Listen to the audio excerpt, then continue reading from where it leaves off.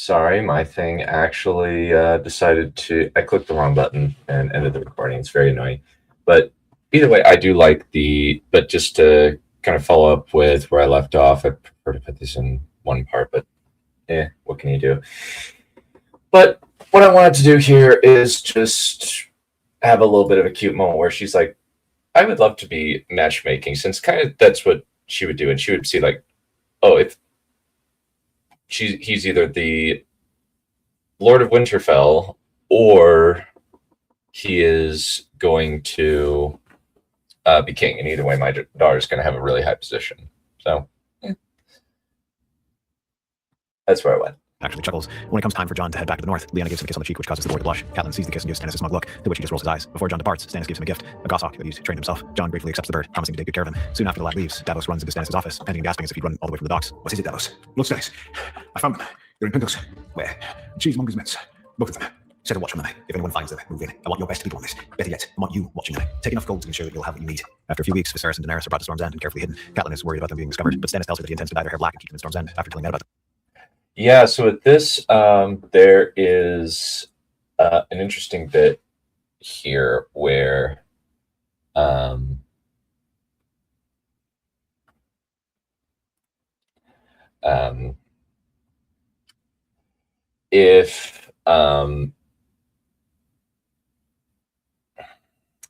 if Dany and Viserys are pulled out, the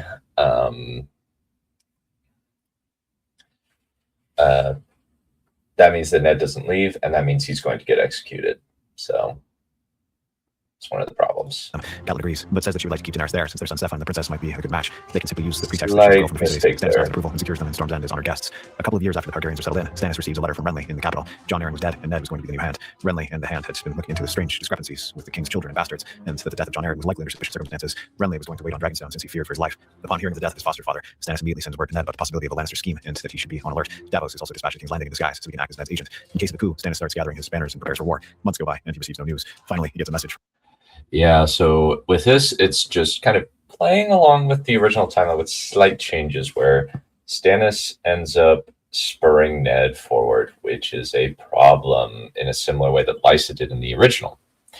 And this leads him to his death. So functionally, a lot of bad. I didn't want it to be a Stannis fixes everything. Instead, I wanted it to be a Stannis creates certain problems. So a number of problems, and or blames himself for certain problems. From a man in Stark colors informing him that the Lannister twins are committing incest and that he needs his support. Stannis immediately calls his banners with the intent to march on King's Landing. As Stannis prepares to ride out of Storm's End, a haggard Davos Seaworth arrives with Arya Stark. The young girl is clearly been crying, so Catelyn takes her to some rooms. Davos looks down as Stannis looms over him, his blue eyes boring into him. Sir Davos, where is it, Lord Stark? Is he all right? Lord Stannis. Why? Lord Stark is dead. Stannis seizes Davos and slams him against the wall. Davos clutches at Stannis' arm, gasping for air. Finally, Stannis gets control over himself and lets his friend down. Davos quickly explains everything. That Ned had attempted to seize the queen and her children after Robert had died, only to be captured. Davos had been able to grab young Arya Stark as mother out, but before they had left, they'd gone into the sept where Ned was brought out. Rather than confess, Ned Stark had declared his findings. In retaliation, Joffrey had executed Ned. I thought I could save him when he was escorted out of the city. Maybe take the black. Then the kingdom and his head. I'm sorry, my lord. I failed you. Stannis leans against the wall, rage boiling inside him ready to burst. They killed my foster father and my friend. My lord, they killed my foster father and my friend. I'm going to kill the Kingslayer. I'm going to kill Cersei Lannister. I'm going to kill that little bastard Joffrey. I'm going to string him up by his guts from the ramparts so that I keep myself. So do you mean to press your claim? You are his eldest living kin? No, I'm going to press someone else's. All I can say is that the true king will sit on the throne. If I have to drown House Lannister in blood, have Maester Crescent send a wave into Winterfell. Let them know that Arya is safe and that the Stormmen stand with them against the Lannisters. You did well there, Sir Davos. I'm sorry. You're a true knight. Catelyn writes to her brother to call his banners against the Lannisters. A letter from Dragonstone arrives only a few days later, with Renly telling Stannis that he was leading the royal fleet to blockade King's Landing. Now that he knew the city would be ripe for the taking, Stannis marches on King's Landing. Before he does, he said, Yeah, I very much wanted this to kind of be the triggering moment for Stannis, where he very much feels like I lost somebody very special, and now I am going to lock in and basically kill all of them, and just have that moment where Stannis just loses it, and now we just kind of have a kind of the battle and the cleanup, but the good moment at the end, but it's quite good.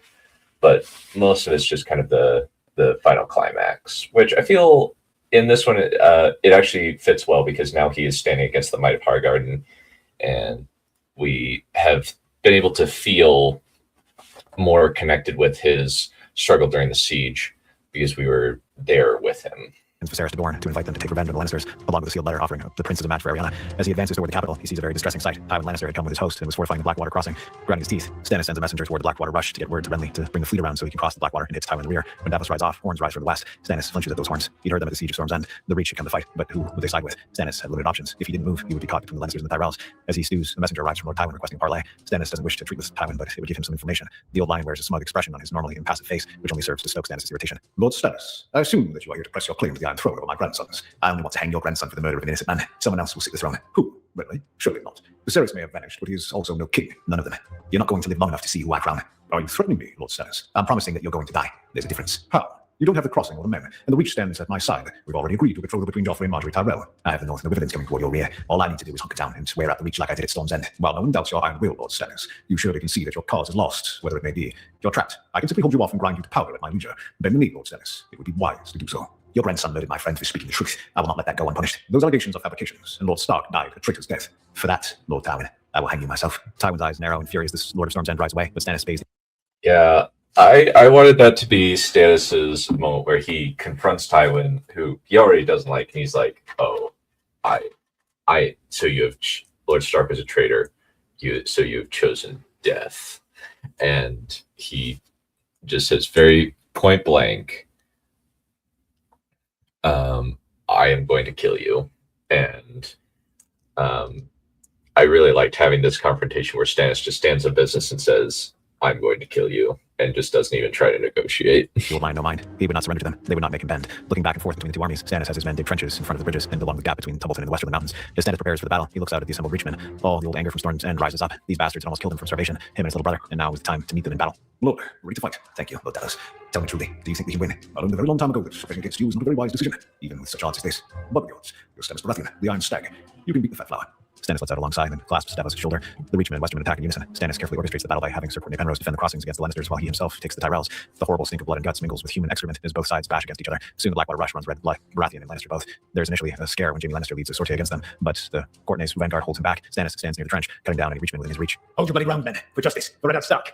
After a day of fighting, the Reachman and Lannister. Yeah, I really wanted this moment to be a moment for Stannis saying no, for justice and for Ned Stark, because Ned was basically his bro, and he's going to stand up for the man he viewed as a brother.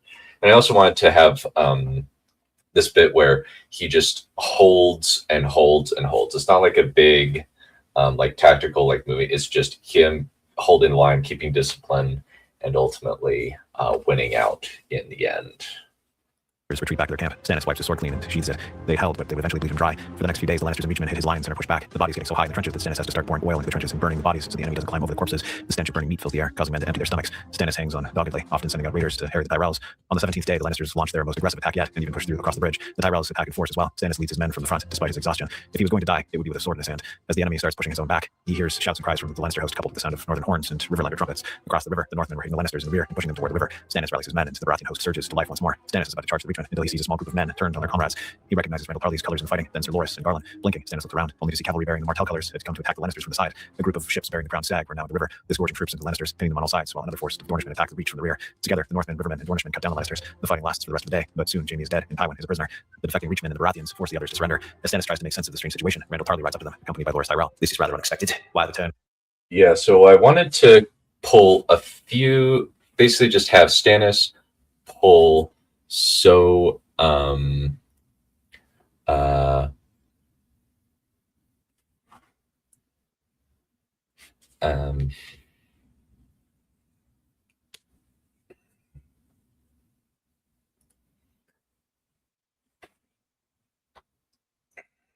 just wanted to have all of the little things where there's kind of some things that are happening in the background that didn't really affect, like Renly and Stannis.